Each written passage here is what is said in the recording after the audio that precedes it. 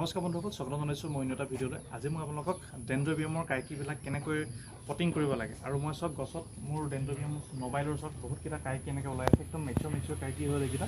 আৰু এইকেইটাক মই কাটি পিনে এই মাদাৰ প্লেণ্টজোপাৰ পৰা কাটি পিনে বা মাদাৰ গছজোপাৰ পৰা কাটি পিনে মই সিহঁতক কেনেকৈ ৰিপৰ্টিং কৰিব লাগে মই তাক দেখাই দিম ধুনীয়াকৈ।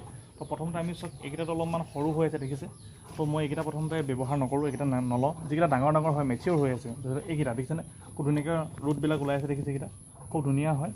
তো এইকেইটাক মই মাদাৰ গছজোপা ধুনীয়াকৈ কাটি ল'ম, কাটি পিনে ইহঁতক মই আকৌ পটিং কৰিম। তো ধুনীয়াকৈ চাওক মই মাদাৰ গছজোপা মই ধুনীয়াকৈ এই যিটো অংশ আছে সেইখিনি অংশটো মই কাটি ল'ম ধুনীয়াকৈ। তো মই ধুনীয়াকৈ কাটি ল'লোঁ। এইটো ধুনীয়া চাওক কিমান মেচিয়ৰ এটা কাইকী হয় আৰু এইকেইটাক পটিং কৰিবলৈ খুব সুবিধা হয়। আৰু মই কেনেকৈ পটিং কৰিম দেখাই দিম। এইটো এটা লৈছোঁ মই, আৰু এটা আছে এইটো লৈ লৈছোঁ। এইটোতো মই কাইকী ধুনীয়াকৈ দুটা মেচিয়ৰ কাইকী দেখিছেনে, খুব সুন্দৰ হয়, ডেনড্ৰবিয়াম মোবাইলৰ কাইকী হয়। আৰু এইকেইটাক মই কেনেকৈ পটিং কৰিব লাগে মই আপোনালোকক দেখাই দিছোঁ। এই কাটি আনে কাইকীকেইটা চব মই কি কৰিম, এনেকুৱা এটা প্লাষ্টিকৰ পট ল'ম আৰু এই প্লাষ্টিকৰ পটটোত মই আপোনালোকক আগতো দেখাইছোঁ যে কেনেকৈ আমি ৰিপৰ্টিং কৰিব লাগে। চব মই এতিয়া ধুনীয়াকৈ এই কাইকীকেইটা একেলগে ইয়াত মই ধুনীয়াকৈ এই পটটোত ভৰাই ল'ম ধুনীয়াকৈ, যাতে চাব শিপাকেইটা যাতে নষ্ট নহয়। তো ধুনীয়াকৈ মই ভৰাই লৈছোঁ।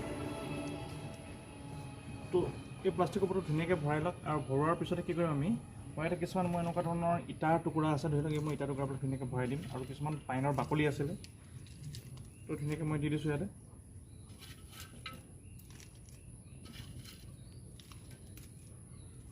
ধুনীয়াকৈ ভৰাই দিছোঁ মই ধুনীয়াকৈ ইয়াতে।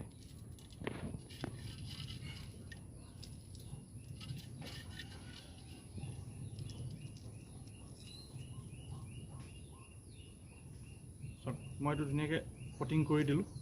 আৰু পটিং কৰাৰ পিছত কি হ'ব, অকণমান আমি ইয়াক টাইটলি যাতে ধৰি থাকে এইটো লগত ধুনীয়াকৈ এনেকৈ মই অলপমান দেখিছে, এইটো হৈ গ'ল পটিংটো, ধুনীয়া হৈ গৈছে পটিংটো। আৰু এনেকৈ কিছুদিন থোৱাৰ পিছত অলপমান বাৰিষা পানী পোৱাৰ লগে লগে কি হ'ব, নতুন গ্ৰোথ ল'ব, অলপ দিন থকাৰ পিছত ধুনীয়াকৈ টাইট হৈ যাব। আৰু আপোনালোকে অলপ মাজে সময়ে কি কৰিব, ইয়াত ফাংগিচাইড ইউজ কৰিব। ফাংগিচাইড মানে বেবিচিড ল'ব পাৰে বা চাফ আপোনালোকে দিব পাৰে, যাতে চাব ইয়াতে কি হয়, নতুন যিহেতু পাতবিলাক কোমলে হৈ আছে, বিচাবিলাকে খুব খায়, সেইকাৰণে আপোনালোকে চাব যাতে বিচাৰে খাব নোৱাৰে, তাৰ বাবে আপোনালোকে অকণমান প্ৰতিৰোধমূলক কিবা ব্যৱস্থা গ্ৰহণ কৰিব।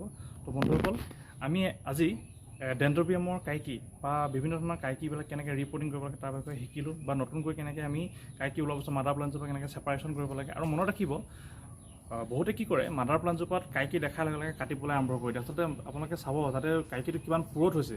আপুনি যদি অপৰিণত ডেনড্ৰবিয়ামৰ কাইকী লৈ পিনে যদি পটিং কৰে, সি বেছি দিন লাষ্টিং নকৰে বা বাচি নাথাকে। সেইকাৰণে সদায় চাব, সদায় মেচিয়ৰ ল'ব আৰু মেচিয়ৰ হোৱাৰ পিছতে আপোনালোকে কি কৰিব, ধুনীয়াকৈ পটিং কৰিব। তো বন্ধুসকল, আজি ভিডিঅ'টো ইমানতে। যদি ভাল লাগে লাইক কমেণ্ট শ্বেয়াৰ কৰি দিব। ধন্যবাদ।